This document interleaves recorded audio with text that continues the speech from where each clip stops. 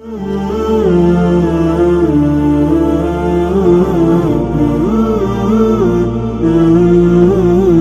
menyentuh kafir bila padahal dia makan babi? Ya. Hana buku selama hana takalan le gedanyo bahawa balih dimadbui mentar.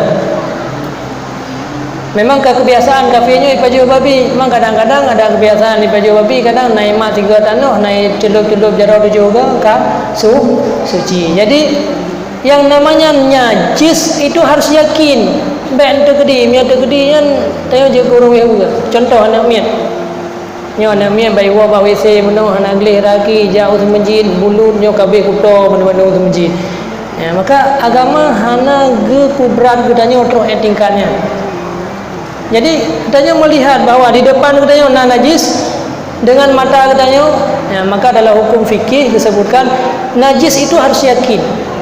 Nakalan baiman bui mentang alian irah jaro yang umat jadi syang katanya yang mak desa nyan baru hukumnya bernajis.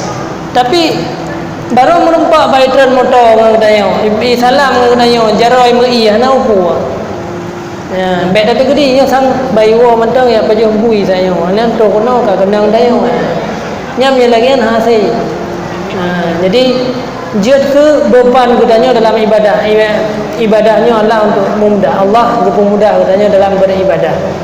Jadi hana gepu berat-berat dalam persoalannya. Mahan kake ya, jadi iromo hanya dah sembahyang di masjid, hanya dah sembahyang di sebab nak mian dia buat saya nak mian dalam masjid hanya dotoi le no masjidnya. Karena pakan takut lido ini anak gelira anak ijak kena anak gida bro itamang kena masjid kabeh najis masjid. Jadi anak itu kedi itu kena. Ya. Mu dalam kitab medang dibuat contoh yang paling mudah. Sabah mi sabah mana ipajah bangke. Ike mata katanya. Kalian nak ada siat. Ratu dalam belangang kuah katanya. Padahal gadah sianya kemungkinan kadang ya JPI ya. Kasuci nan mentang kemungkinan nyan kuah gedanya mentang suci. Nyamban agama gepu mudah bahwa bertayakin najis baru tidak boleh. Jadi hana payah wehu enak. Ya.